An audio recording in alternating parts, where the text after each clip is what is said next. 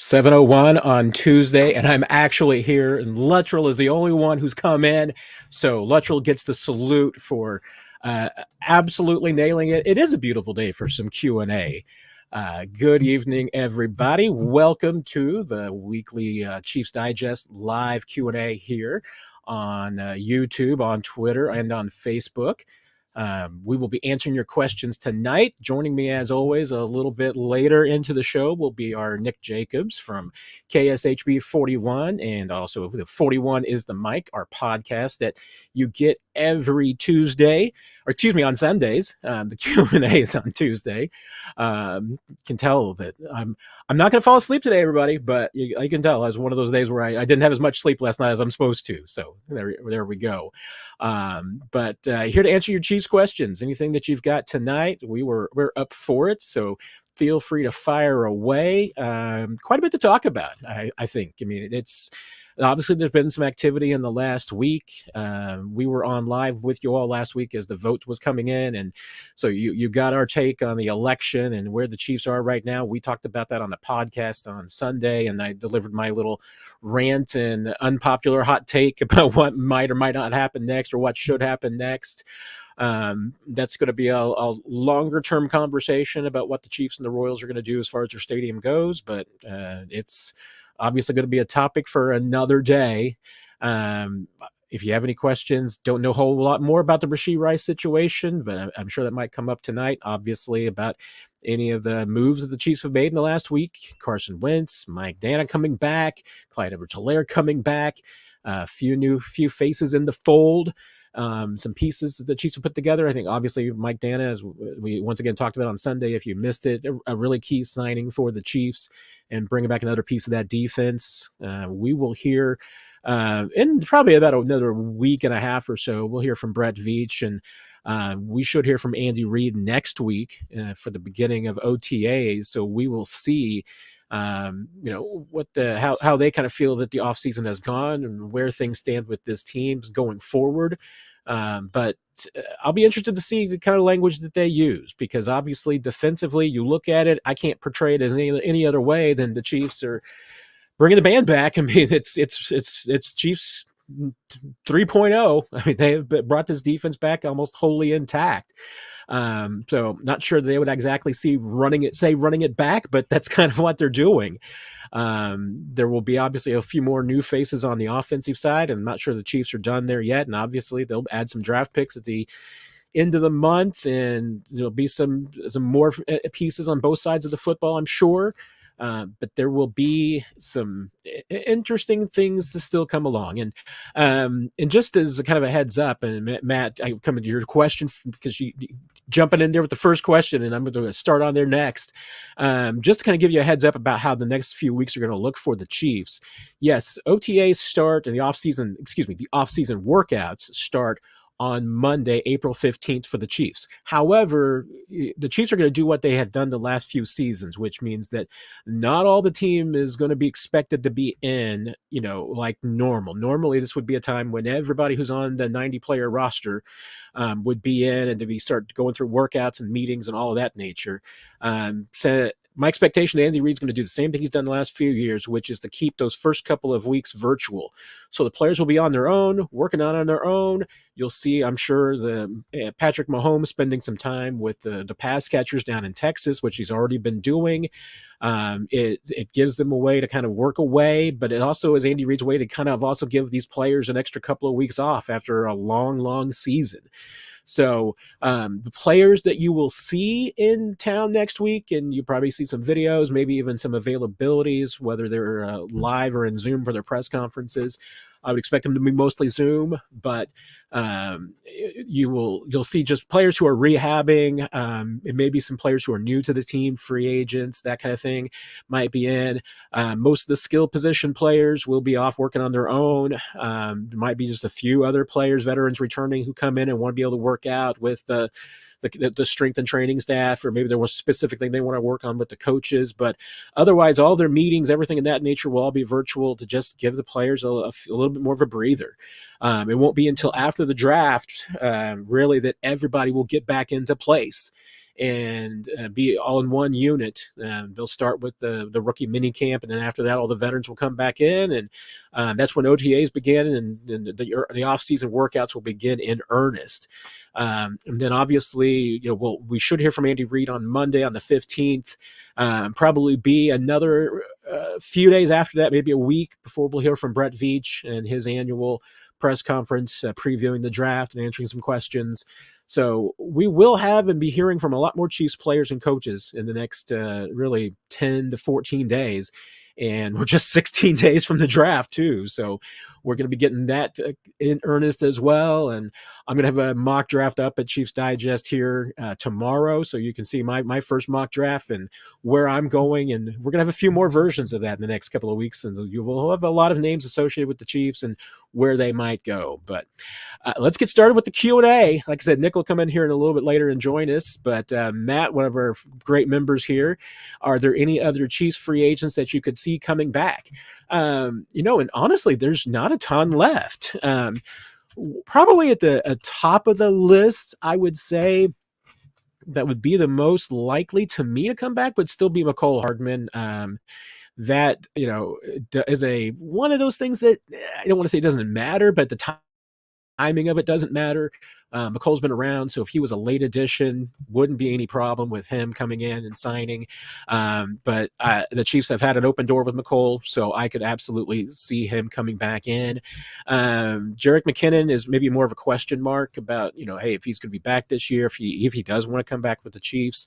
I think there's mutual interest there, but Jerick, it wouldn't be un-Jerick-like for him to make his decision honestly in May or June after OTAs. So would not surprise me in the least if it was a little bit more time. The other big one obviously that could be back would be Donovan Smith, and that one also, I mean, remember Donovan did not sign with the Chiefs last year until after the draft, after they got to the draft, and still needed a tackle. Didn't feel like they really addressed one of their starting positions. Remember, a year ago at this time, we were still thinking and talking about, hey, Juwan Taylor may be your left tackle.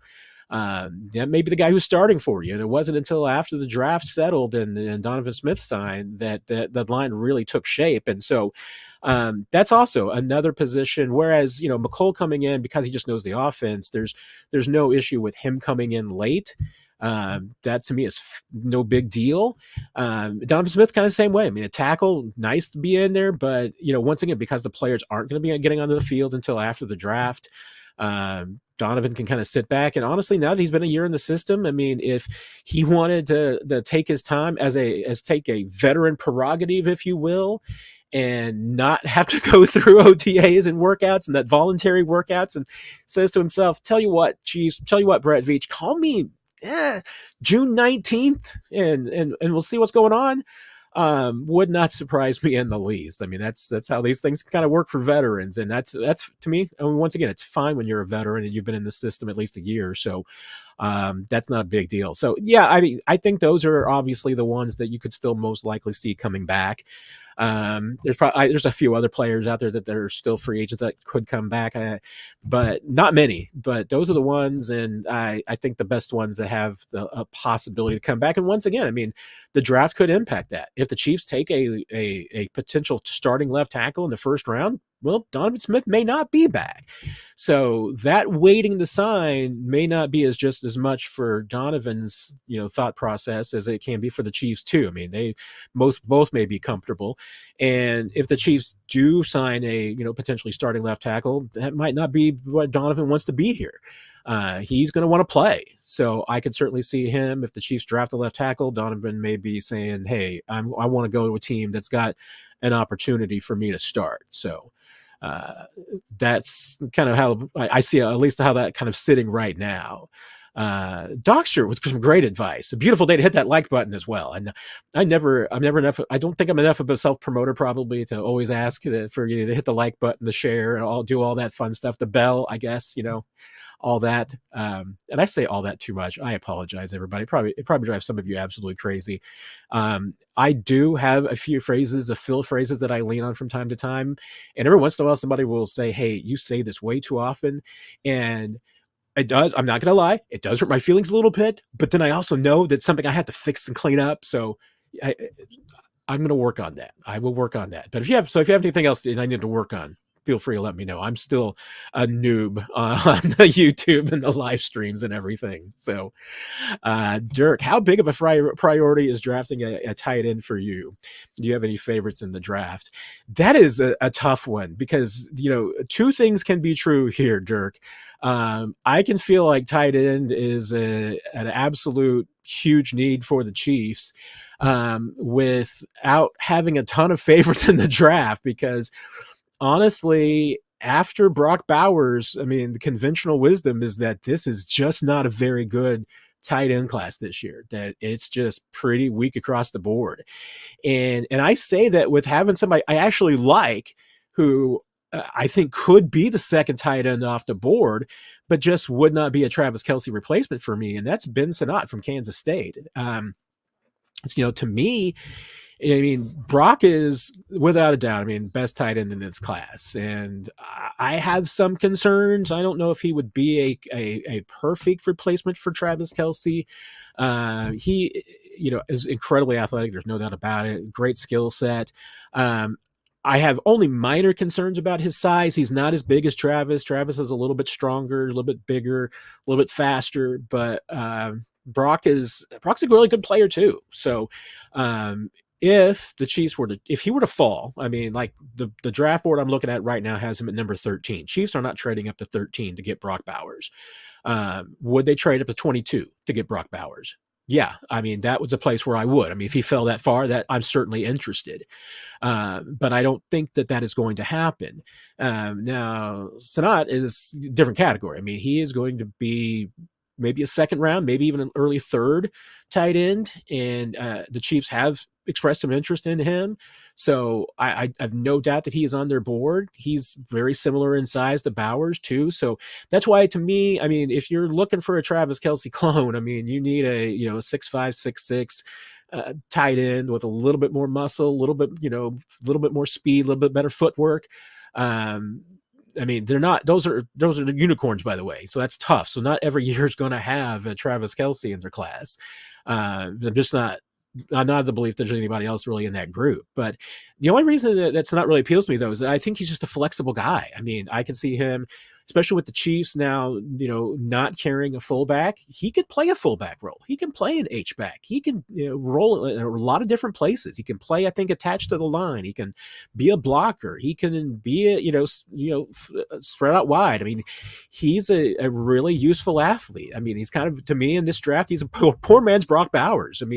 He's not as strong. He's not, actually might be stronger than Brock Bowers. I take that back. He just doesn't have the athleticism and the speed that Bowers does.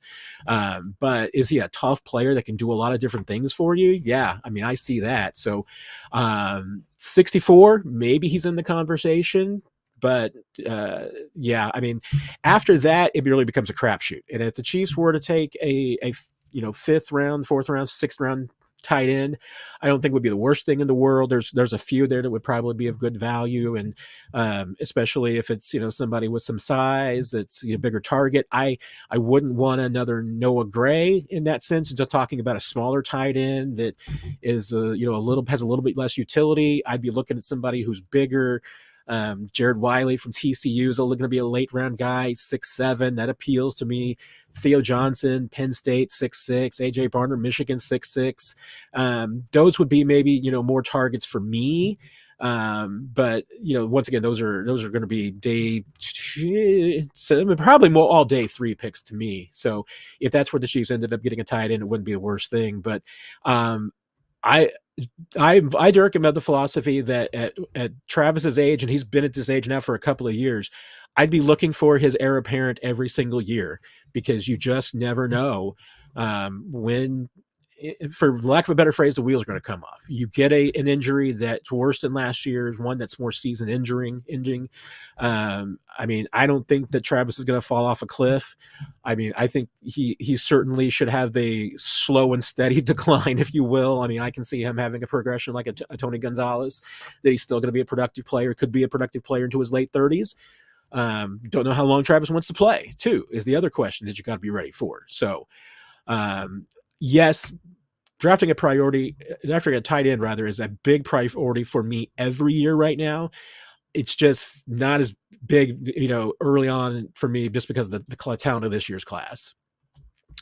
Brandon, see, I got here early, so Brandon couldn't come in here with the jokes about me being late. I beat him in here tonight, so I'm very proud of myself. Thanks, Brandon. What are your thoughts on the Rice repercussions? And really, I mean, once again, we're at the classic too soon to say phase.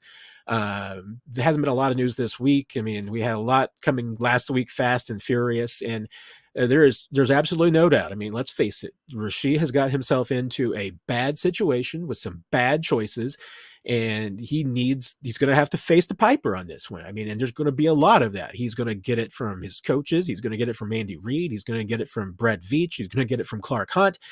Going to get it from his agent. Obviously, he's got a lawyer already giving him the tough love. And I think he's going to face the accountability.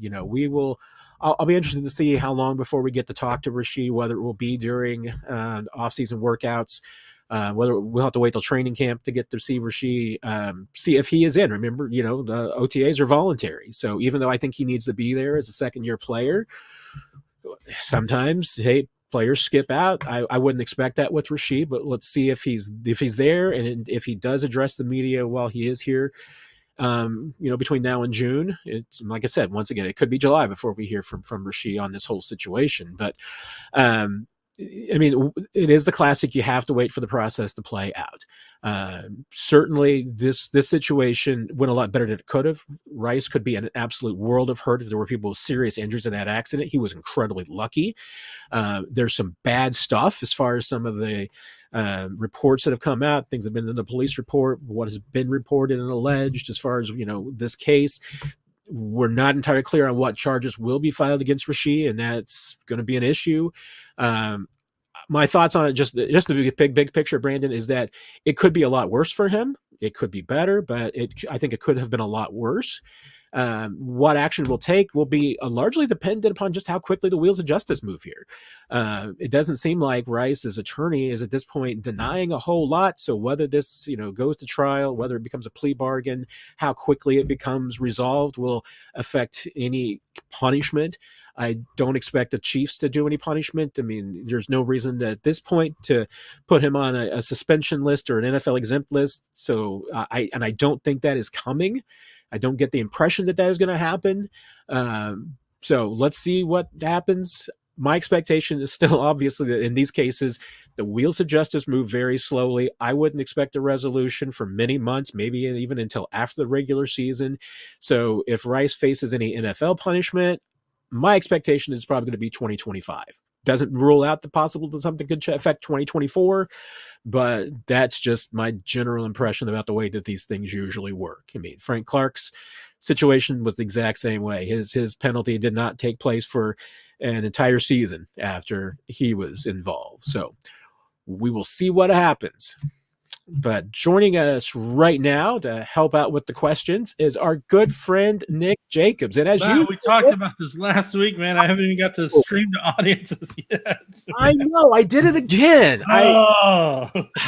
Yes, everybody. I'm notorious for bringing Nick in way too quickly once he enters the green room. I need to have literally once I enter the green room. Well, I did talk after I saw you, so you were in for like maybe 5 seconds. Yeah, maybe before I brought you in, and it was your fault because I was actually at the end of answering a question, so I was perfect.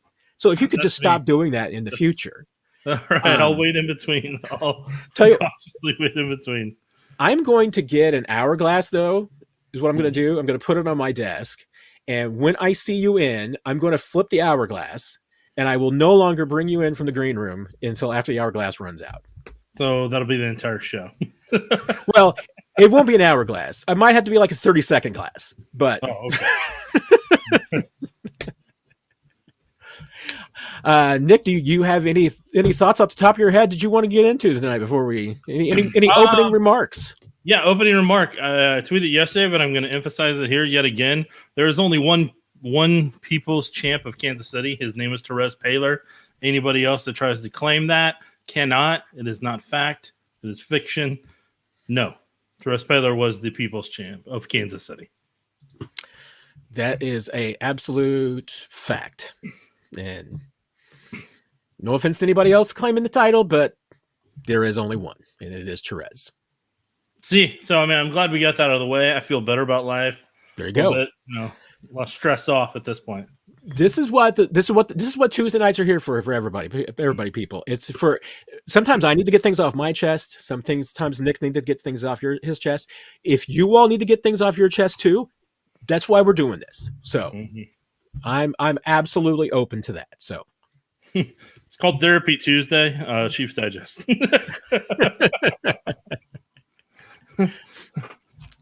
The Dockster is in. He's got the first question now that Nick is on board with where do the Chiefs stand as far as the cap? And I used to do a really good job, Nick, of every week, on just during my open remarks, just talking about the cap. But that was because during early part of free agency, it actually matters and everything. And the Chiefs had no space, so it was we need to kind of see where the Chiefs are.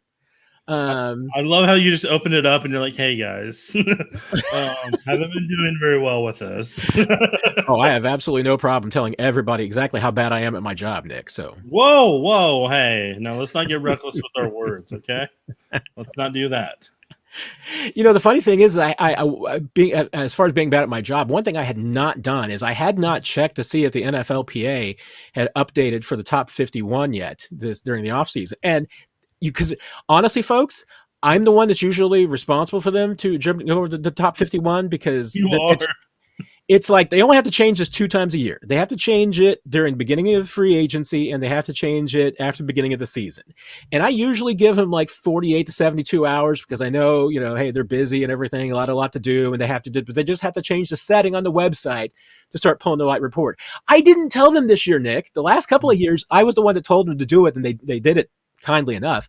They did it on their own this year. Somebody else told them to because it has been done. And so I can now tell you officially, and now this might not reflect a 1 or 2 contracts because sometimes the updates are 24, 48 hours behind. But right now, Nick, Chiefs have $26,953,101 under the cap. And I do know that Wentz is in that. As I looked last night, his contract was in there. Clyde's wasn't yet, and I don't think Mike Dana has officially signed yet. That would be at least accurate to me because I did not believe that Clyde's was in yet, even as signed. That usually, like I said, usually takes 24 to 48 hours. And yeah, Mike Dana has agreed to, but has not been signed, as of my understanding as of yet. So. That would make sense. So, and Clyde's hit this year is not very much. We don't even know technically the hit yet this next year for Mike Dana. I mean, even though the general terms have been reported, and he's going to have, we know he's going to have an average of probably a 6.5 million hit over the next 2 years. It could be a little bit higher than that. Could be a little bit lower this year and more next year, but probably around there. So I am assuming that once both those contracts are in, the Chiefs will have less than 20 million, probably less than 19 million. Mm-hmm.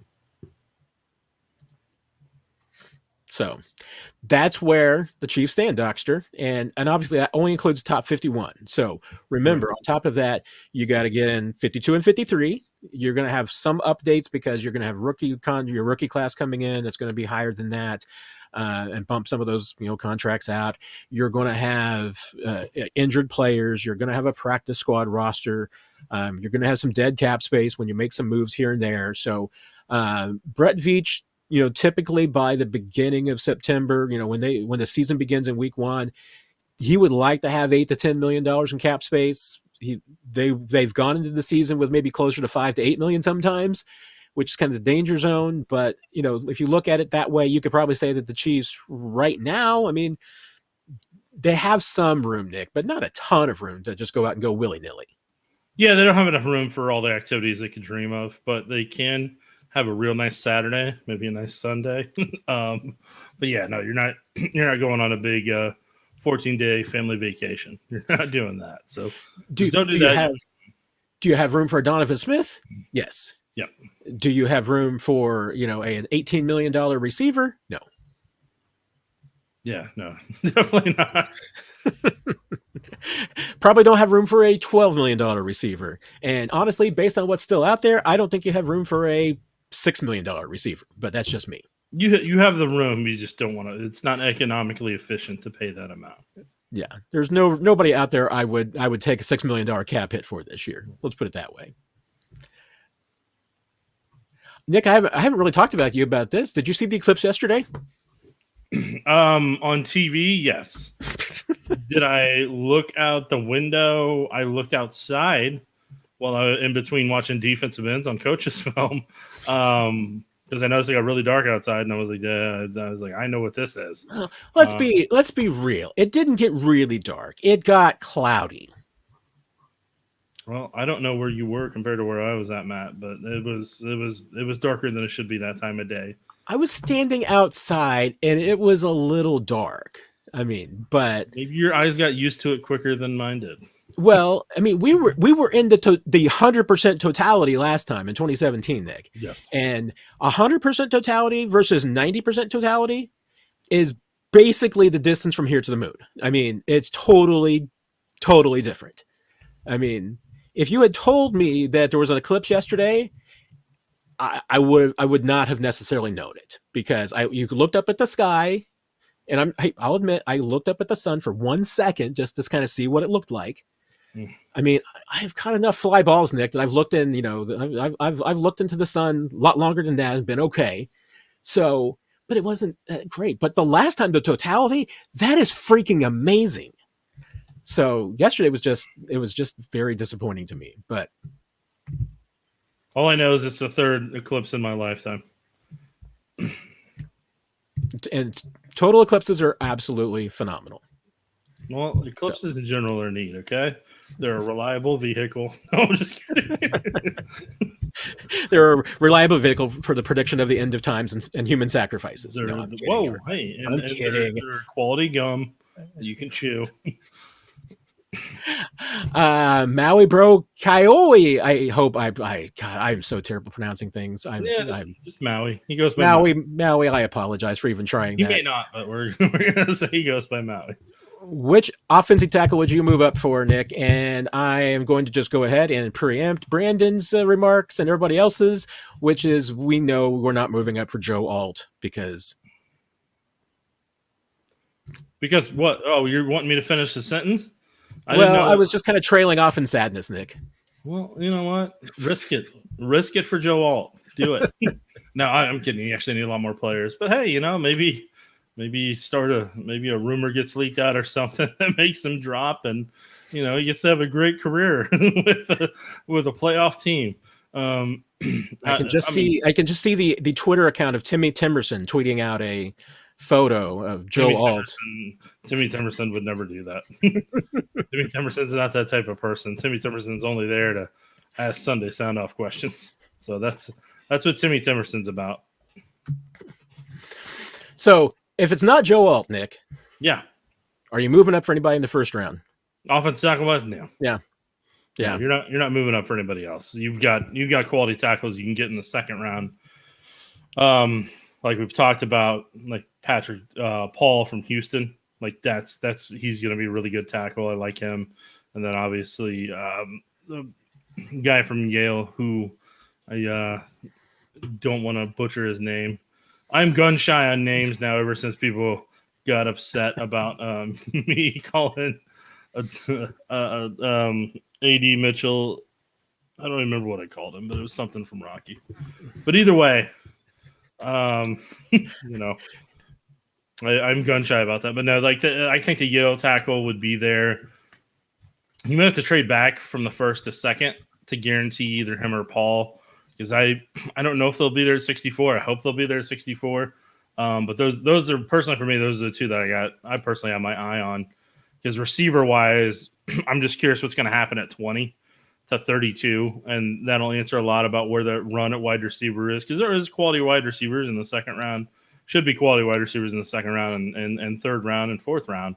But like if you're wanting an impact guy, I really think that somebody like either Franklin or Ladd, I think those two guys, Chiefs may have to invest at 32 unless there's an offer they can't refuse, and lets them go back a couple picks and still try to get that and pick up an additional either third or fourth. And Nick, I still have the tab open because as everybody, I think I have the reputation now for having. How many tabs do you have open? That's the bigger question. Well, I have. You're a man that's known for 15. I'm known for many more than that. I will say 1, 2, 3, 4, 5, 6. I currently have 6 windows open. Mm-hmm.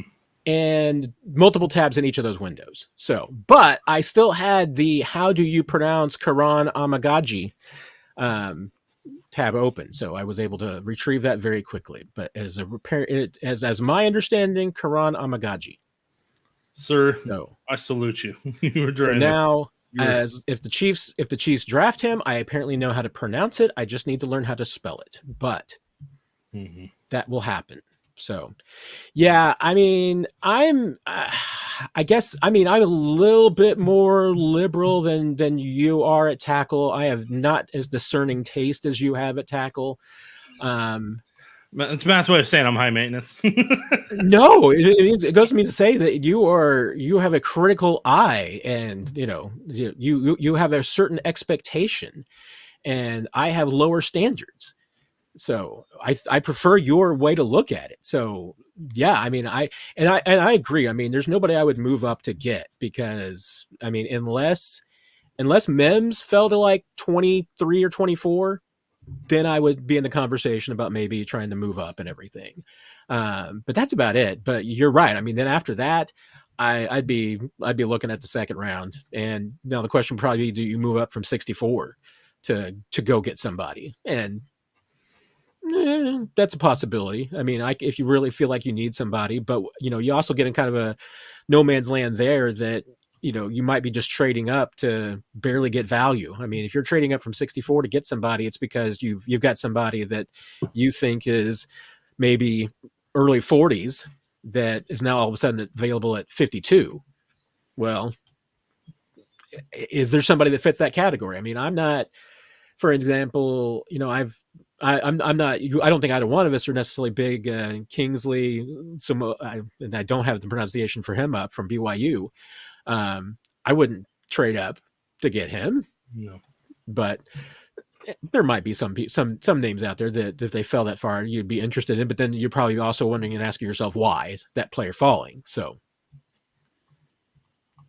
yeah, that's all I got. Nailed it, Matt. Well, and again, that's where the L'Jarius Sneed pick comes in handy.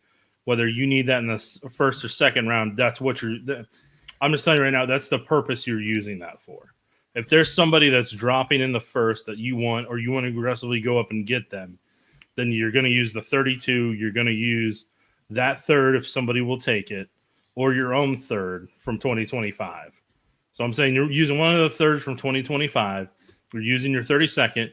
Then if you're wanting to get up to that level, then that's where you throw in. That's where they're going to have to throw in their first next year. That's it. And it's similar to what they did with Buffalo for Patrick Mahomes. But I'm saying in terms of numbers and how that works from Rich Hill's model and everything like that, at minimum, that's what you're doing to get up into that, trying to get up into that 10 to 10 to, if you're wanting to get to that 10 to 13, 14 range, then that's what that's going to take. Maybe even 9 if the Bears were willing participants in that regard. And Ryan Poles is willing to do a solid to where he gets a 32, he gets another first the following year, and then gets additional third, which really helps him because he's already going to have the quarterback at that point, and then he's just dropping back to get a receiver. And with what the Bears are doing right now, if you've been paying attention to their top 30 visits, they are looking at a ton of speed wide receivers that are going to be available at minimum into first, second round, and even a couple guys are going to be there in the fourth. So I think the Bears have their eye on a speed receiver that isn't necessarily top 10. So I could see Poles, depending on what offers he has available, I think he'd be more than willing to back out of that 9. But that's if somebody specifically you got your eye on that you're willing to risk it for, because then you don't have a first round next year and you got to figure that out. And I mean, that's a whole nother set of a situation there. Yeah, that was Maui's follow-up question, and yeah, you're right. I mean, if that third round from Tennessee for Snead would come in value no matter what. I Yeah, mean, first or second. if you want to swing for the fences and get Joe Alt, then the minimum offer is 32, next year's first, and that third. It probably would take a little bit more, but that's at least your opening salvo. But if you want to go from 32 to 25, I mean, that third from Tennessee is probably going to be key to the deal. So, yeah, that third round pick is not insignificant for the Chiefs draft plans this year. That was the whole, and I'm not kidding when I say this, that was the whole purpose of why they were willing to franchise Snead and trade him, is because they had to get either a second or third or both to give them flexibility to move around to get impact players in the first or second round. So they really, really needed that extra ammo to feel comfortable giving up a third round while making sure they still had a third round. Yeah. Seeing a few of our members in here, Brenda and Kathy. Want to thank you for being in here. Sean is in here as well, and Kathy's got our next question. Prospect for running back in the late rounds who you like. I don't know if you've had a really because we haven't done our scouting report on 41 is the mic yet on the running backs. I don't know how much you've looked at them, Nick. I only have one, late round crush, but I'll let you go for it first. Well, I know a lot of people are going to love him in the late rounds. Obviously, Cody Schrader from Missouri. My crush, of course, Yeah, maybe. I know Steven St. John at 810 loves him too. Obviously, from being from Missouri. Yeah, and Cody's talents are going to play in the league. In terms of late round, I believe Davis from South Dakota State. I haven't got to watch a ton of him yet. I only got to watch one game. I want to watch three players before I make Isaiah Davis. I have the list in front of me, so I'm cheating. But yes, okay. Isaiah Davis. No, that's good. So Davis would be one that I think fits the scheme really well. And then I believe is it Marpet from Marshall? That sounds correct. But he's another one that's got some. My list. So yeah, he'd be kind of in that that seventh on UDAFA group. Yeah, so he would be one of those late round candidates in that regard. So I mean, those would be two that I would definitely watch late on, and then at this point I'm gonna have to pull up the other running back I'm thinking of. He's from New Hampshire, but my name's slipping right now because I haven't really got to that point. I'm still stuck on defensive ends. I'm halfway through defensive ends, and I'll finish that up over the next couple of days, and then I'm actually going into tight ends and running backs and trying to get those wrapped up before the weekend. And Isaiah Davis is, 6'1", 220. That's a prototypical size that Brett Veach really likes there. I know talking to my guy, Ryan Tracy, his kind of late round, maybe at least day 3 pick that he really likes is Will Shipley from Clemson. 5'11", 210. Not could be a little bigger to me, Nick, but that's at least still a decent size for a running back. So I wouldn't be worried. Cody Schrader is a little guy. I mean, there's no doubt about that. But little guys can play. Gosh dang. I mean, he may be 5'9", but he's a 5'9", 214-pound bowling ball, and yet he can run and he can block and he can do anything. So, hey, late round or an undrafted free agent, sign me up for Cody Schrader. Just the way you said it, you're like, he's a little guy. I mean, I can't lie. I mean, you're a 5'9" running back. You're a little guy, but that's okay. The way you said it correctly. Okay. I'm thinking of Dylan. I believe Dylan Lab potentially from New Hampshire. That is actually who I'm thinking of. There you go. Another late round guy. Yes. Chris is firing in with the jokes tonight, but one halfway serious one. When will Arrowhead host a WrestleMania, Nick? That's the first thing I was thinking when I saw him at out there in Philadelphia this weekend, and Jason Kelsey did appear like we were predicting last week. Him and Lane Johnson showed up. Travis was busy, and Lane couldn't technically do anything physically like Jason did because you got to give a heads up to the Eagles if you're going to do that. Jason Kelsey doesn't have to worry about that anymore. He can do it every once. But no, that is a phenomenal question. I was wondering myself, is Arrowhead to be a really cool place to do that? I just wonder what they want to do attendance record wise, because I know Philly ended up at 145,000 over the 2-night event, and I know they've been in Dallas before at the Cowboys' new stadium, and they've broken a record there. They like to have certain records for WrestleMania, so I was surprised that they did that in Philadelphia outdoor like that, just because of the fact that they normally like to keep it climate controlled. So, I mean, you never know if you're doing an early April what Kansas City weather is going to be like. That's why I was surprised they were willing to do that in Philly, because you don't know what Philly weather is going to be like this time of the year anyway. So, I mean, hey, it'd be cool to see. And if the Chiefs had a climate control situation, I would be hoping they'd be pushing hard for it, because it'd be a special event to have in Kansas City. But as Matt and I talked about, some of the things you would need in the future to make things like WrestleMania happen, we mentioned and went in depth on 41 is the mic this past Sunday. That is true. So, yes, I mean, if you want to add WrestleManias to the possible list of events with a Super Bowl and Final Fours, yes, you're right. I mean, you could only do, I think, a WrestleMania in Kansas City maybe 4 months out of the year. I mean, late April to early June, and then May. Well, I'm hedging on parts of September and early October. I mean, that's about the extent. And you're not doing WrestleMania in July or August in Kansas City, and certainly not November, December, or January and February either. Well, and WrestleMania is always at the end of March, early April, so you're stuck in that. So moving around, would not work. So. Aim straight. I talked about this before you got in, talking about the tight end position. Sounds like you're not that high on Irv Smith. I think Irv Smith is, high end, serviceable number 2 tight end. I just don't think he's the replacement for Travis Kelce in the future. Oh yeah, no. If that's what the question was, no, he's not. He helped complement Travis. You're hoping he takes over.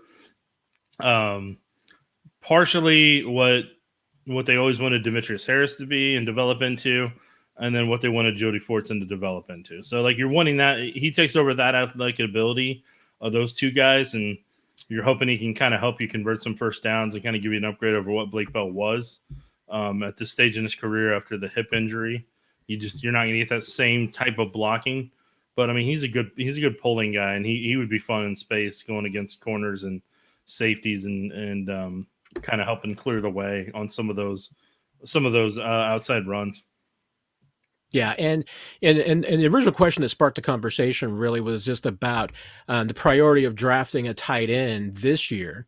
And I mean, I'm of the philosophy that and have been for the last couple of years, that with Travis Kelce's age, you just simply need to draft a tight end, and have at least the heir apparent to Travis Kelce in your pipeline at some point. Yeah.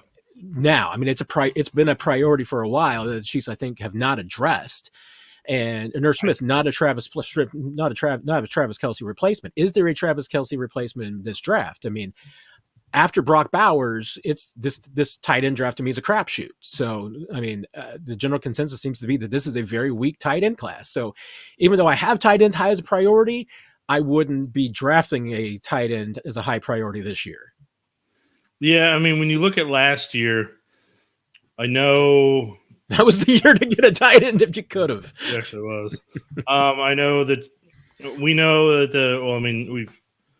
the Chiefs were linked to Dalton Kincaid, depending on what you were either reading or hearing. And then, let's see, Tucker Kraft of South Dakota State was another one that I believe the Chiefs spoke with at some point or was linked to them, as was Darnell Washington. I know Luke Musgrave was a guy that was really intriguing, but he's coming off injury. And then Sam Laporta was just a talented guy in general. So, I mean, like I really loved Cameron Late from the 49ers, previously of Alabama. He was a guy that I was really selfishly hoping that the Chiefs would go make a play on. But it didn't work out that way. So, yeah, I mean, look, there was a lot of athletic tight ends last year, and that really could have helped them a great deal, but didn't work out that way. But hey, I mean, they got this guy in the second round, Rashee Rice, that had a big year, and then Felix, they they ended up drafting. We'll see how that ends up working out here over the next 2 to 3 years. I mean, that's at least the one thing you could have made the legitimate question is that, hey, should the Chiefs have taken a Laporta? You know, hey, we'll see what becomes of Michael Mayer, but Luke Musgrave, one of those three at 32 could have been a possibility. You know, I mean, I don't think you'll necessarily, at least the Chiefs hope that they won't regret, you know, taking Rashee Rice instead of a Tucker Kraft. I think that still was the right move. But yeah, I mean, there were there were some possibilities at the end of the first round last year, but you're hoping that Felix Anudike-Uzomah absolutely will be a bigger player and therefore will prove the Chiefs right. But yeah, there were some possibilities there that, and I mean, and if the Chiefs' philosophy is that simply that they're not ready to take a Travis Kelce replacement, I mean, that's at least a legitimate point. But I just think it's scary. And last season, I think, kind of proved that you know you don't want to see what this offense looks like without it, Travis Kelce long term. Well, and here's where I'll add on to it. You need a better support staff around, no matter who the tight end is going to be long term, and that's why you have to build up the wide receivers now. So if you do not have Travis Kelce, or when the time comes where you don't have Travis Kelce, you have enough infrastructure around at receiver and running back to make it lessen the blow of not having a tight end of his caliber on the roster anymore. And the kicker of it is, like, there's not going to be a 1-for-1. Like, you're not just what Travis is and who he is and what all he encompasses, athletic ability and traits wise and everything he's had. You're not going to find that again. You're just trying to find somebody athletically who can kind of fit that mold and can learn from him to maybe be 50% of the player he was in his prime, or hope, you know, kind of be in that ballpark versus like the 1-for-1 aspect. But that's where building up, this is the year, if you build up the wide receivers, then, you know, that lessens how much you have to lean on Travis and rely on Travis to be certain things athletically whenever he may not be capable of at certain parts in the season, just because of the wear and tear of how long he's been in the league. It is a weekly question, Nick, but we just only have to answer it once a week, and that is the Tyler Boyd question. And I'm still of the, hey, you know, at the right price, I would bring in Tyler Boyd. It's just got to be the right price. Again, not against it, but like we talked about with comp picks, until after the draft, that is huge. until after that, after the comp picks thing is done, the week after the draft, like the Chiefs have right now, the Chiefs have 2 potential 7th round comp picks, so they can't go over the $3 million mark if they want to be able to maintain the possibility of those 2. So Mike Danny, you don't have to worry about, because he was with you before. Clyde, you don't have to worry about. And then when I looked up Carson Wentz's number yesterday, magically it was under $3 million. So and I'm like, oh, very magically, yes. So, you know, like that is that's something you need to be mindful of. So if you do bring in a Tyler Boyd, it's going to be a week after the draft type of thing, and at that point you probably only drafted 1 wide receiver, or you unfortunately didn't get any, and you really don't want that to be the case coming out of that draft, because that's where you kind of kick yourself last year about if you're in their position that, man, they didn't get this tight end or that tight end that potentially could have helped out. And then this year you don't want to be kicking yourself being like, man, we really missed out on all the quality wide receivers that were in this draft that may or may not happen again the following year. Yeah. And can't fault any of that. Yeah, I would say, especially if you're talking about any external free agents at this point that's more significant than that $3 million mark, you're not signing any of them until after the draft and after the May deadline for the compensation formula. Chris with another really good question here. Will Andy Reid seek a reunion with the Trotter family and draft linebacker Jeremiah Trotter Jr. in the 2nd round? The only way you would do that is if he's the one who's replacing Nick Bolton.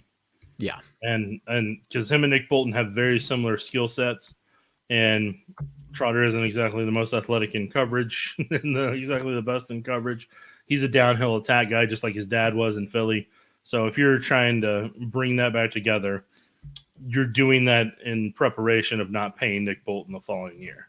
And if you've ever heard Steve Spagnuolo talk about Nick Bolton like he has, don't think that's happening. I think Nick Bolton's going to be here for quite some time. Yeah, I think there's a reasonable chance of that too, and I agree. I mean, the only reason you draft Jeremiah Trotter Jr. is, and I do like him. I mean, he's a fun player to watch. I think the only reason you draft him is if you have reached the idea that you cannot keep Nick Bolton. But once again, that brings us into the whole triangle of next year. You're going to have Nick Bolton, Creed Humphrey, and Trey Smith, and I mean, right now, just the way that the market is going, I would expect that Trey Smith is going to be the most expensive of the three. And you've got a franchise tag. I don't think that you would use it on Trey Smith. I think you would probably use it on one of the other two. But if the Chiefs draft Jeremiah Trotter, then you can cross Nick Bolton off the list. He will be a free agent because that's the only reason you're drafting Trotter. And then it tells you that the Chiefs would absolutely be focusing on Creed and Trey as the free agents that they keep next year. And that's a good point you bring up. What the Chiefs do in this draft is going to give you some hints about what they're thinking 2025 free agency. So if they're drafting interior guards, then they're bracing for something either with Tooney or with Trey Smith. If they draft a center, they're bracing for if they potentially lose Creed. If they're drafting Jeremiah Trotter Jr., they're bracing for something with Bolton. And if you guys get time, go look at the free agency list, Chiefs free agency list 2025, and look through that list. Have notes made mindfully of who's becoming free agents. Then as the draft unfolds and positions get added, then you kind of see that. Because last year, I kept saying on 41's a mic, and you and I kept bringing up, Chamari Connor was not drafted on accident. They were wanting him to get him to kind of fill in part of L'Jarius Sneed's old roles. And so that's why I kept saying that over and over again, and people keep asking, how are you going to, throughout camp, how are you going to replace Sneed? Well, they're going to let Chamari Connor get the chance. And then they did over time as the year went on. He did a lot of the stuff that L'Jarius Sneed used to do, and they slowly built him up to that. Is he going to be contract year L'Jarius Sneed? No, because even contract year L'Jarius Sneed took 4 years to get to. Chamari's just in year 2. So you got to be able to be okay with the development that they do and how they go about things. And scene. Well, and anybody who's going to listen to the Wednesday episode of Locked On Chiefs, you'll hear me pontificate about this, but I'll do it here in my short version. You're an NFL team like the Chiefs. Your priority is certainly filling needs for 2024, but one of your number one foremost has to be looking at your needs for 2025 and drafting ahead of what your needs are. So yes, if the Chiefs draft a Trotter, they're absolutely saying that they need a middle linebacker for 2025. 2025 right now, the Chiefs don't have Creed Humphrey under control. They don't have Trey Smith. They could potentially have one of them with the franchise tag. They could have neither one of them if they use the franchise tag on Nick Bolton. But even Joe Tooney's got a $26.9 million cap hit, and you save $16 million if you walked away from a 33-year-old Joe Tooney. So you can technically even say that Joe Tooney might not be on this team in 2025. So in that case, if you're talking about if the Chiefs draft an interior lineman early this year on the first or second day, it would not stun me because they know that they could absolutely have at least one, if not two, and maybe three openings on that interior in 2025. And if you don't start addressing that now as insurance, you're just asking for trouble. Insane. Nailed it. I know there was a couple of questions about Rashee, and we talked about that a little bit earlier. So absolutely feel free to go back and check that out, especially when I get the chapters in. I'll do the chapters later tonight. So if there's any topics that you all missed and you want to go catch later, you can go back and find those answers very easily. Once again, one of my favorite usernames here, Nick, Julia Gulia. Shout out to the wedding singer. Do you see any second-year players like Nick Jones taking a step forward, and any news on Brian Cook's timeline? Just quickly on Brian Cook, at least, the expectation is that he could be available for a part of OTAs. So we will see if he'll be on the field, if he gets any workout. I mean, he's of some of the injured guys, he's the most ahead of the progress. And is somebody that you might see on the field in May and June when the Chiefs have OTAs. We'll see if he gets any work in, but that would be the most likely prospect. But yeah, for Nick Jones, what do you think, Nick? Because I think that there's two players absolutely that the Chiefs could use contributions from with the loss of L'Jarius Sneed this year. It's Nick Jones developing and making a bold step in year two, and obviously Najee Johnson coming back from injury, picking up where he left off last year before he got hurt. Yeah, I mean, you're going to throw him in the mix and let him compete. Like, so, I mean, you hope, I mean, Nick Jones was showing promise last year before he broke his hand, if I remember correctly.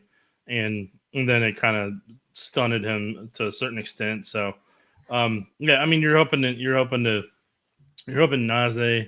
and Jones can pick up where they left off last year and kind of continue to develop. But, I mean, you've got four guys that you're going to continue to let have the opportunity to compete. And, I mean, you've heavily invested in the position. You've got a great secondary coach in Dave Merritt. So, I mean, when you take all that combined, you trust that situation with how much you've invested draft pick wise in it. Like, it'll work itself out and it'll be fine. Like, that of concerns that you have in terms of Chiefs overall, I feel like secondary for me is nearly at the bottom, if not completely at the bottom. And I'm not as completely sold on that simply because if I'm the Chiefs, I'm probably taking a corner every year because they are so good at turning those into productive players and then walking away from guys who are free agents or using them as currency with trades. So I have no problems if the Chiefs want to draft a late round corner every single year. And I mean, and one of my, looking forward things, you need three safeties. Justin Reed's going to be a free agent after this year. So, are you re-upping for Justin Reed? Or do you feel like Jamari Conner and Brian Cook can fill that role? And, what do you have, in the pipeline next? So I wouldn't hate if they drafted, and took anybody in the secondary in both those spots. They're kind of sneaky needs for me, but they're not top of mind. So if the Chiefs took a safety or a corner on day one or day two, that would surprise me. Mm-hmm. I was going to go to Pono real quick because Pono's on our plan, Nick, that we've talked about. If you really want to be creative, you're the Chiefs. Joe Thuney plays left tackle. You get Jason Kelce out of retirement and switch Creed to left guard. I mean, that would be an all-pro caliber line for now, but I have no hope that it's going to happen, Nick. Yeah, Jason made it pretty clear that he's retired. I think so. Brandon asked about our thoughts on the failed vote and the Chiefs and Royals going to leave KC. I'll point you on to go to the podcast on Sunday because Nick and I talked extensively about that and really got into our thoughts. But I'll give you the Cliff Notes version that no, I mean, both these teams are tied to Kansas City through 2030. I don't think either one of them are going anywhere long term. The Royals would have more concern for me beyond 2030 than the Chiefs. Chiefs are not going anywhere. I mean, that is just bottom line. So the Dallas mayor can say all the nonsense that he wants, and crazy people can come up with all sorts of rumors about the Chiefs moving to San Antonio or Saskatchewan all they want. But Chiefs aren't going anywhere. I mean, the farthest the Chiefs might go is Paola. And I don't think they're going to Paola. It's just a joke. But they could go to Kansas. But that's as far as the Chiefs are going. And they're not going to Wichita. They're just going to Wyandotte or Johnson County. Yeah. I said everything I need to on 41 is the mic. I'm kind of done with that topic at this point. We have nothing more to add to that one. Let's see. Looking for our next question because everybody's having a great conversation there. We kind of talked about this earlier, KC Daisy. So I'll make sure to tag it in the chapters. But tackles who might go in the first 31. I mean, there's a couple, Nick, but. Joe Alt is going to go. Then, let's see. 4 at minimum, maybe 5. Yeah. And and if that happens, I mean, once again, we talked about earlier, I'm not sure the Chiefs would move up to get one unless it's one they really, really love. And I just don't know if the one they really, really love is going to fall to a spot where they want them. So we will see. This Pono's got a comment, but I wanted to just kind of break it down real quick. Get McConkey. He'll be the Chiefs' Julian Edelman. What do you think about that, Nick? Look, I mean, McConkey knows how to get open. He's got a good burst off the line. He's very athletic. So I mean, you don't have to worry about having to create plays to get him open. He knows how to do it on his own, and so like he would be a welcome addition to that Chiefs wide receiving room, and he would help give him a nice jolt. I want to see multiple wide receivers drafted selfishly to really kind of stabilize that position overall. So I mean, I'm hoping the Chiefs draft at least two, and if McConkey's one of them, I will I'll be happy with that. If Jaquan Jackson from Tulane later on in the draft, another one, I'd love that. If Malik Washington from Virginia was later on in the draft, I got him, I would love that too. Or, Troy Franklin from Oregon, I think he would be a good fit here. So, I mean, there's a lot of chances, a lot of opportunities receiver wise to go get some quality guys, get some speed guys and everything. Xavier Worthy, we'll see what happens. My sneaky suspicion is that the Bills are positioning themselves to go get him as their potential speed guy, unless they want to try to use Curtis Samuel in that regard. I mean, and I know, like, looking at the board I'm looking at right now from CBS Sports, they have 13 receivers in the top 62. It's entirely possible that many receivers could go in the first two rounds. I mean, talent is there.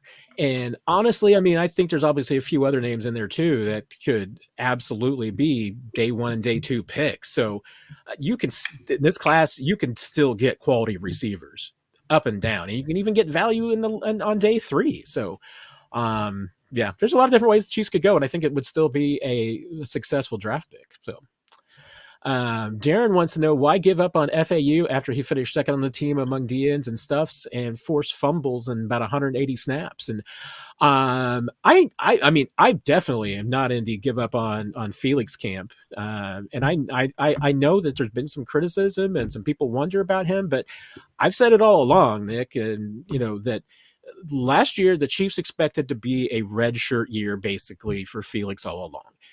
But the hand injury, he wasn't 100% and ready to go until training camp. They had a deep defensive line group and defensive end group.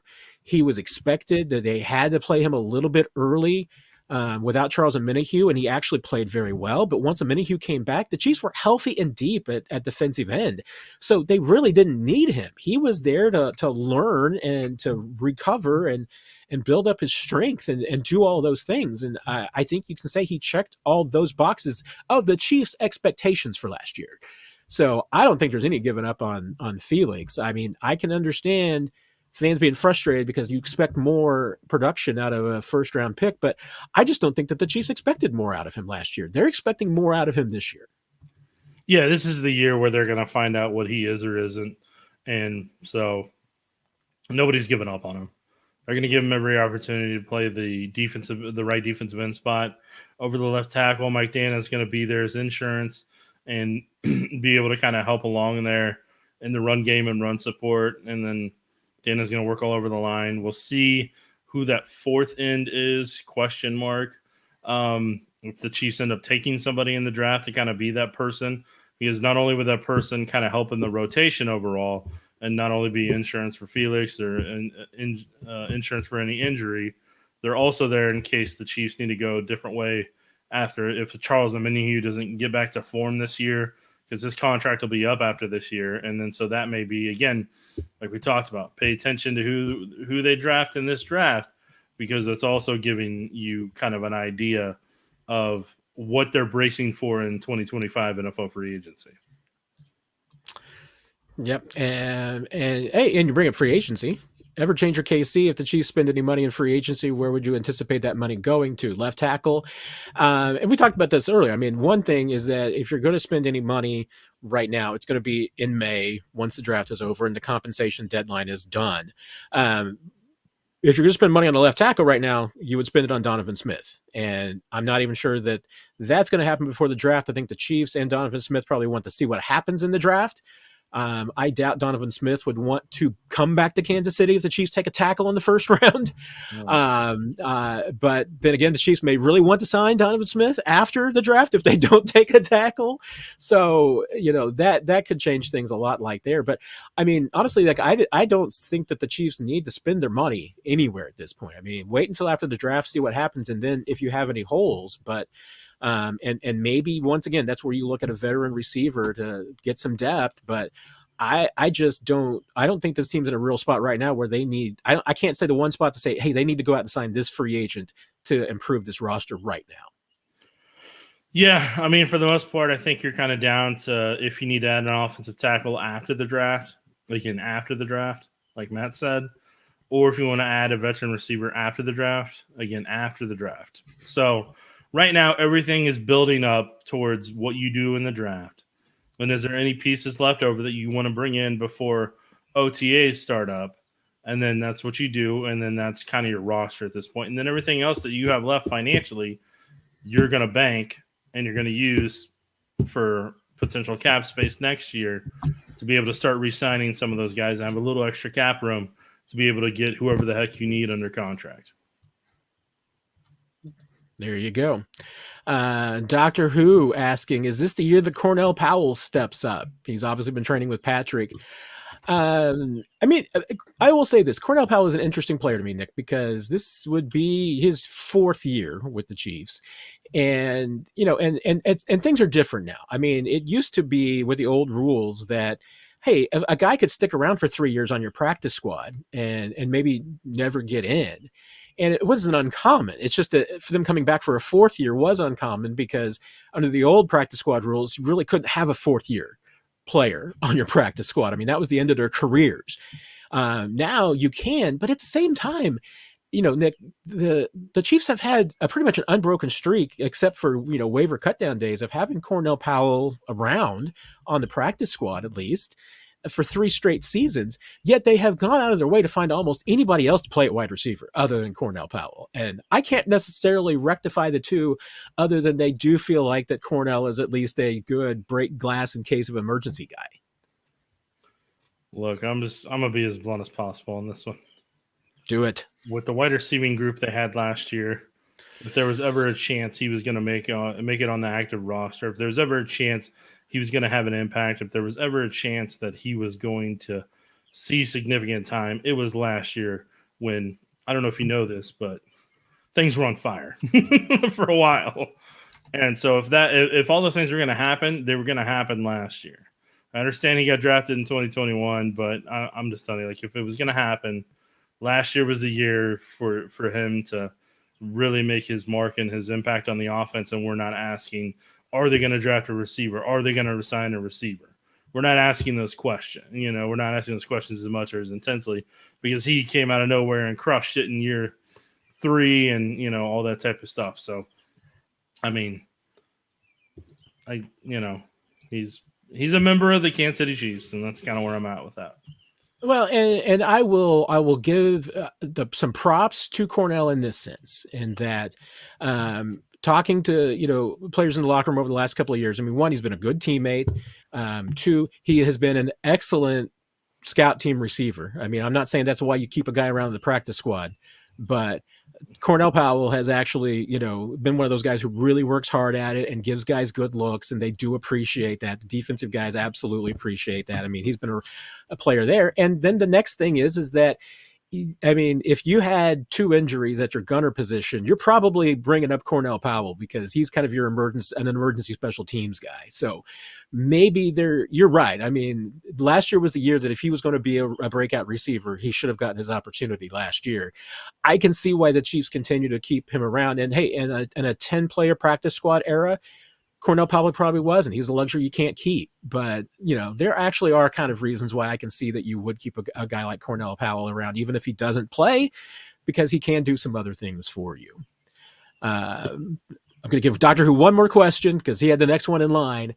Everybody wants Andy to coach into his 70s, but who's the more likely head coach after him, Spags or Nags?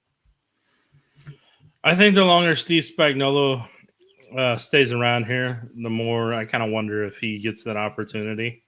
With Matt Nagy, it's going to be, this is a big year for Matt Nagy in terms of what the offense can do and how it evolves and what kind of tools he has to succeed in terms of the skill position. So what the offense is or isn't, I think, is going to kind of determine part of where Matt Nagy is in the hierarchy. But like I said, I mean, Steve Spagnuolo's been there, done that. Matt Nagy's been there, done that. So both of them have that head coaching experience. Dave Merritt is another individual that I would love for them to interview and see what his vision would be. Maybe where you want Merritt to have some opportunities as a coordinator first before you would move him into a role that big and that can be that overwhelming. But I think he's been a coach in this league long enough to know the ins and outs of most of the stuff that they're doing overall. But I mean, when you're a rookie head coach, you typically like to have an assistant head coach and coordinators that have been head coaches before to kind of help lighten the load and kind of be able to help out in that regard. So that's where I'm at on that. Yeah, and the toughest thing for Spags is that he's only 2 years younger than Andy. So some of that's going to be depending on when Andy does decide to give it up. I mean, if Andy coaches until he's 70, I don't know if a 68-year-old Steve Spagnuolo is your next, head coach. And not with that attitude, Matt. And honestly, I mean, maybe even Steve Spagnuolo doesn't stick around for 4 more years. I mean, he might reach a point too where, or if you've mentioned, I mean, he gets an opportunity. If somebody wants to give Steve Spagnuolo an opportunity to be a head coach next year, I think he'd have to take it. I think he would, because he wants to be that. So his leaving would certainly close that chapter. But I'm with you. I do a preview each year for one of the preview magazines for the season that publishes that they have to have all their copy after the draft, Nick. But I had to turn in who's my individual on the hot seat for 2024, and they really wanted a player, so I couldn't go with the coach, because I said if it's a coach, it needs to be the head coach. But Matt Nagy would have been my choice for on the hot seat, because I'm not saying he'd get fired if the Chiefs offense has some ups and downs or struggles in any way, because once again, it is not his fault if the offense struggles. I mean, if the offense struggles, Matt Nagy's maybe the third or fourth person in line to blame for it, because Andy Reid and Patrick Mahomes are the first two. And then, probably we would say a bunch of receivers are tied for 3. But I mean, that's where Matt Nagy is and to me in the blame. But at the same time, for as far as his coaching, luster and his opportunity to replace Andy or to become a head coach again, this offense needs to click this year. They can't just go along for the ride. I mean, they need to be back to where they usually are as an offense. So there's going to be some questions around the league about, what kind of a coach Matt Nagy really is. Brendan, does the first team D face off against the second team O at practice? If so, could that upgrade Wentz actually help our defense? This is I for people who don't get to see practices and maybe haven't even been in training camp, Nick, I think this is important, and something that people like to know about, because that's really a off-season thing only in the NFL, with the ones and the ones going against each other. Because during the season, it's you're working on the game plan for that week, and it's all about your practicing. So it's pretty much just starting offense versus the scout team once the season starts. But you do, I mean, ones versus one, twos versus twos. You get a little bit of ones versus twos in training camp. But for the most part, no. I mean, during the summer and everything, spring and summer, it's the number one defense faces Mahomes. And that is a help. Yeah. So that's all I got on that one. But I will say this, when you're talking about end of the season, Carson Wentz is going to be your scout team quarterback for the most part.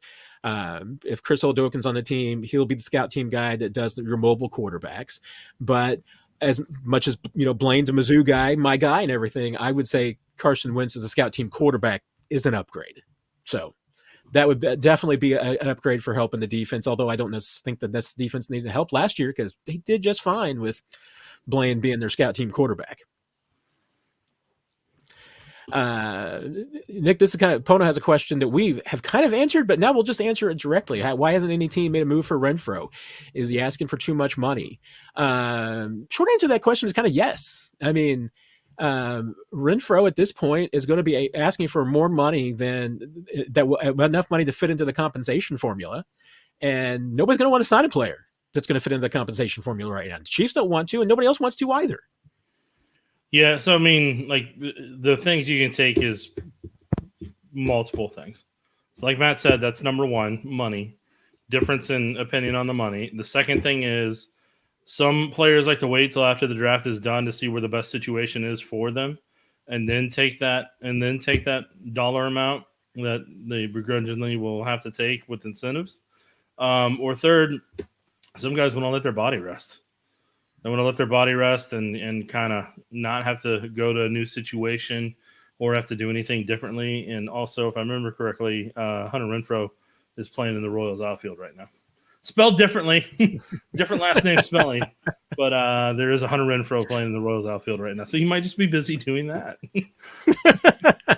It's funny because I almost brought that up because I was pretty sure that one of you in the stream last week was making a joke, and I didn't want to bring it in because I was afraid that maybe it wasn't a joke. But the complaint was, why would you bring in Renfrow? He's 32 years old.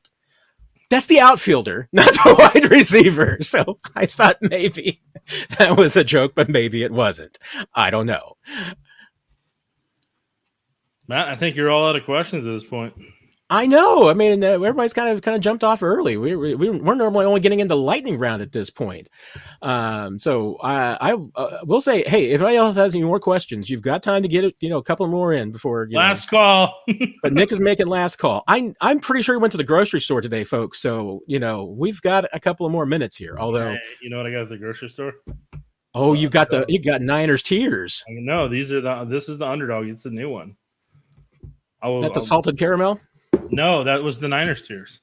Oh, okay. This one's the new one. It tastes like sugar cookies, what they say. What's the name of it?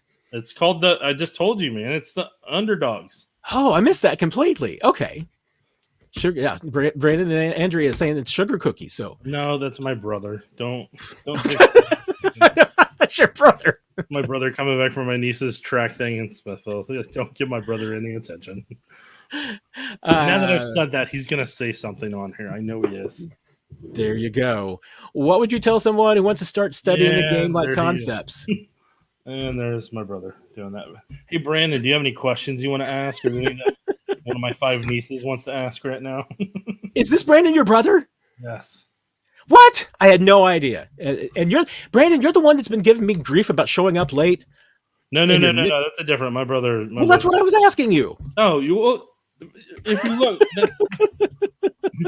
it says Brandon and Andrea. The one you're talking about is Brandon Patterson. That's the one that I think gives you grief about showing up. Yes, Brandon gives me the grief, and that's what I thought when I put it on screen. Yeah. But now you're saying Brandon and Andrea. I needed the clarification. Yeah, it's got a hint of sugar cookie, not as intense as it had the previous time they tried it. So it's not as intense. Got a hint of it. I mean, pink sugar cookie, I guess, intrigues me. Well, it's supposed to be red for Chiefs. Okay, and the Chiefs are underdogs, according to the bottle. Shadow, I think you're pushing it a little bit. All right. Well, Brandon, not your brother. Yep. What would you tell someone who wants to start studying the game, like concepts and stuff? You start at the high school level, college level? You start with the NFL. I would say search books on Amazon. Pat Kerwin's "Take Your Eye Off the Ball" is a good one that a lot of people like. Terry Shea's got a great book on quarterbacks. Michael Lombardi, he has a really good one on team building. There's a lot of roster building, the experiences he went through from being with Bill Walsh, with being Bill Belichick, with being with Al Davis. He's got really good experience from 3 different franchises. All those are good ones. There's books out there about coverage, so you can learn about coverages. There's books out there you can learn about the offensive play design scheme. There's not really a true book. I don't even want to look right now. I just saw my brother's thing pop up. I don't even know what it says because I'm trying to finish Brandon Patterson's answer here. I'm sure it's not good. But anyways, there's those, and then there's one about, like, if you want to learn about West Coast offense, there's, just search Amazon. They've got all the books you could dream of to look at it. And then there's a website called CoachTube, and it the coaches themselves teach her. So like Andy Heck has some on there, Eric Bieniemy has some on there. They cost money, but if you're passionate about wanting to learn, those are all great ways to learn that. And then obviously Football Podcast, where it's somebody who's got previous NFL experience, is always a good one. Like Daniel Jeremiah and Bucky Brooks have a good they've got a good podcast with them both. Bucky Brooks being a former safety, corner, defensive back in the league. Daniel Jeremiah being a former scout and having worked over at the Eagles before. I know that's a good one, but I mean, like, there is so much football information out there that it's not hard to just stumble across something and end up learning about it. Yeah, that I think you've got a great suggestion there, because you're right. All those books, I have not read all of them, but those are absolutely incredible resources to start with. And and there's some great Twitter followers too. There's that Honest NFL account that if you don't follow, does a great. I mean, it has like actual plays that from NFL playbooks that they go through and post out there. And I don't know who that is that does it, but it's absolutely amazing. And you know what? And there's some really good YouTube channels out there as well that go through about how to break down film and teach about the aspects and things that you're looking for. I was telling Nick about this. One of the things I'm going to do this summer as kind of a project of mine is to try and replicate some of the things that Andy Reid has his like interns do, which is to go through and diagram games and the plays and the instructions and everything to really get a feel for play design and understanding everything that goes on the field. I'm going to put myself through that exercise to see what it teaches me and what I can kind of learn from it, and hopefully get some feedback from some people about what I have right and what I have wrong. But yeah, there's a lot of different things that you can do. I mean, no matter how involved you want to get into it. So the only thing that would your brother would have annoyed you with here, Nick, is that he does what everybody, just so you know, I mean, I'm not telling tales of school here. Nick's pet peeve is answering questions twice. So that's one reason why whenever Nick's on here, I try to very carefully not bring up the same questions over and over again and just say, hey, we talked about this earlier, or we talked about it on the pod. So yes, Just relentless in the comment section. He just wanted to trade up in the first round. So put one of them up, man. We might as well. We've talked about him enough. Well, okay, then you want to talk about the Chiefs trading up in the first round again? Sure. Well, hey, Brandon Lance, thanks for your question. Really appreciate that. Okay, and really appreciate all the gifts I have to buy for your 5 kids each year. It makes me broke. No, I'm just kidding. I love them. But no. Any chance the Chiefs trade up in the first round? If they did trade up, I would hope it'd be for a wide receiver or offensive tackle, and that's about it, Brandon. And if you do have to trade up, if it's in between the 20 to 30 range, you would have to probably give up a third-round pick from 2025. But if you're trying to go big and get Joe Alt or get somebody special that drops out of the top 10, maybe Bowers, the tight end from Georgia, it's probably going to take a first this year, a third, whether you want to do it this year or next year, and then you're probably going to need another first. So whoever you end up taking in that better be a special player that is going to be with the franchise for 10 plus years, kind of like a Patrick Mahomes guy. The Chiefs did that exact type of trade for. So Brandon, thank you for your question. I hope the track meet was amazing up at Smithville, and thank you for stopping by. And the other things you asked about other things, I will chat with you about later, but thank you. Well, this shows me how much you have love for your brother, because you answered the same question twice in a show. So that's it's love. Fine. He helped keep me alive when I was little sometimes. So it's a fair trade-off. Last one to finish here with. What about the Doctor Who? What about the 49er, Dante Whitner, I believe, that said that the Chiefs lost because of the refs and Taylor Swift. I think I have not seen the clip. I've heard about the clip from Kay Adams' show. Yeah. I'm pretty sure he was joking. He's not very good at sarcasm. I think we'd like to think he was joking that they had to play the Chiefs, the refs, and the 40 and Taylor Swift. I really don't think he was with the way he was delivering that. Chris Jones didn't think he was. No, that's how I found out about it. Yeah, and Chris deleted the tweet. So, yeah. Well, the Chiefs fans, you just got to get used to it. You beat teams, they're going to cry about it later. Is there any way we can get my brother out of the comment section? Well, the only way we can do that, Nick, is I can ban him, of course. I mean, I can technically No, do don't that, do that to but I'm him. not doing that. The other Just, thing, of course, we can just wrap things up because, we have, well, you got one more here. I don't want to. there you go. I'm not going to cut off Sammy. I'm not going to not leave Sammy Last out. call. Last question. Should the Chiefs take receiver high, maybe even two? Who do you think is out to make room, Ross or Tony? Everybody's always want to get rid of people, man. Just always want to. Well, I mean, if they take a receiver, they are going to either have to get rid of somebody or have 8 receivers on the roster again, which last year was not a spectacular process, workout. No. So, for me, there's a certain path with the wide receivers that I'm kind of keeping an eye on. So I'm just going to go in this order. And if you want to see, it's also in 41 a mic where Matt and I go over the wide receivers in depth for the most part. Brian Thomas is the first guy that I'm really kind of hoping can drop to the Chiefs. I don't think he will. I think he's going kind of in that same place Jackson did last year for the Seahawks. So I think he's probably going to go in that 14 to 21 range, and I'll be sad when he does. I think AD Mitchell from Texas, I think he's in that range of that 21 to 28, 29 spot. And I know he continues to get projected to the Bills, but I don't think the Bills are going to go the big body wide receiver. I think they're trying to go find some speed to pair with Samuel to kind of replace what Stephon Diggs used to be for them. So I'm kind of curious about that part. And then the Bills may throw us a curveball and just go get an offensive lineman. Or what they really need to get is literally anybody for their defensive line.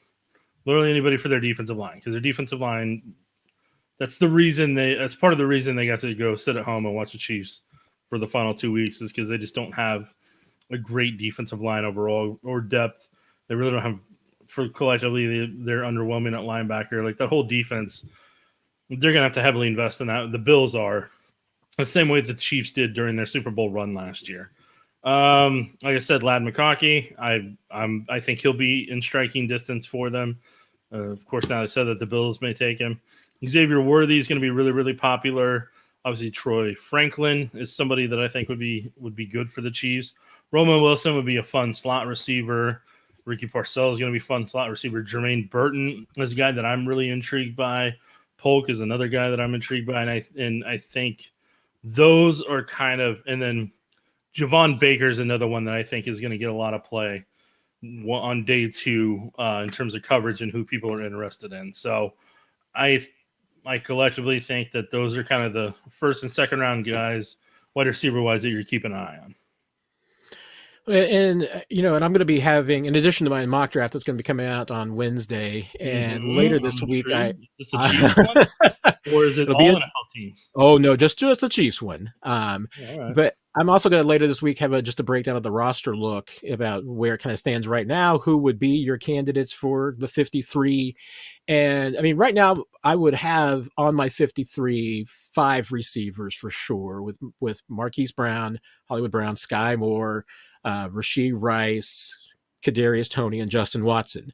I mean, that's a way too early look. Now you're saying, okay, I might have Justin Ross on there. I don't know. We will see. That would be the cut line for me, whether you have 5 or 6. I don't, I mean, once again, I don't necessarily think that the rest of the league values Justin Ross as much as maybe the Chiefs do and Chiefs fans do.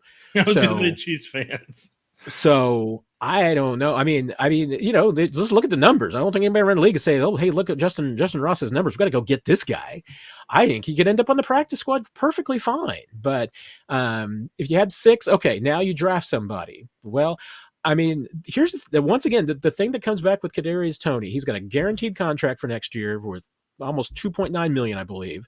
So you walk away from Kadarius Toney, you're absolutely setting that money on fire. And I'm not saying that you don't do it if you think that he's not one of your best 5 or 6 receivers. But right now, inside One Arrowhead Drive, they view him as one of their best 5 or 6 receivers. So I mean, unless something happens dramatically between now and September, I mean, I would project that Kadarius Toney's on this team. Justin Ross would be behind him, and it would be just a question of how many receivers do you keep? Do you keep 6? If you draft another one, do you keep 7? If you draft a second receiver, do you keep 8? I mean, obviously the Chiefs went that direction last year, so keeping a bunch of receivers would not be out of the realm of possibility for them. But it also right now would not be a guarantee that all those guys make the team either. So outside of, I think Rashee Rice and Hollywood Brown, everybody else would maybe have a 1% chance of not making the team. Yeah, I got nothing else for you, man. I'm sorry. Your mileage may vary. But hey, everybody, once again, just thank you for the chat tonight. Really appreciate it. Always great comments and great questions. Even from relatives, it is absolutely fantastic. Yeah, we went against your father-in-law on this thing, man. I know he listens. I think Brandon Patterson needs to be an adopted brother of you guys because he's here every week, so he's a contributor. We're gonna need references. Like I need to learn more about you. But I do know that you're very passionate about the Chiefs and about learning football. So those are obviously pluses. There's two check marks right there. So that's 2 check marks I think that I have of being in your family, Nick. So there's that. Well, thank you, everybody. Once again, don't forget to hit all the things that you need to like, subscribe, get the show out there. We truly appreciate the support. And once again, if anything happens, we will be in the breaking news. If we need to break something down that happens, I'm not expecting anything too dramatic to happen between now and next week. But we will be back in your feeds on Sunday with 41 is the Mic, where we are going to be talking about edge rushers, which is a position that I think that the Chiefs might add some depth during the draft at some point. So I believe that is absolutely going to be one of their priorities, not necessarily a first-round priority, but a priority. There's some interesting names that are out there, and Nick has been burning the midnight oil going through that. So you will not want to miss that. We'll be back here. And next week, remember, when we get back here for the Tuesday Q&A, we will actually have some Chiefs comments because we should be hearing from Andy Reid on Monday with the opening of the offseason workouts. Like I said, I'm expecting the plan is once again for this team to be doing everything virtual. So probably won't see the whole team. We may have a few players available on Zooms next week. We will see. But the offseason truly for the Chiefs officially begins. Offseason workouts really truly begins April 15th. And that's the first of the next real beginning of the football season. There's nothing better than celebrating tax day on Monday, April 15th than a Chiefs press conference about them lifting weights. There you go. And turning the page on the previous Super Bowl. We can ask Andy Reid if he filed his taxes. I hope so. Not easy to do it that day. maybe might need to file an extension. You never know. So well, I'll let him wrestle with that one. Well, once again, thank you, everybody. Hope you had a good time tonight. We will be back here once again next week, and appreciate you all in the meantime. Take care. Have a good one. I bid you adieu.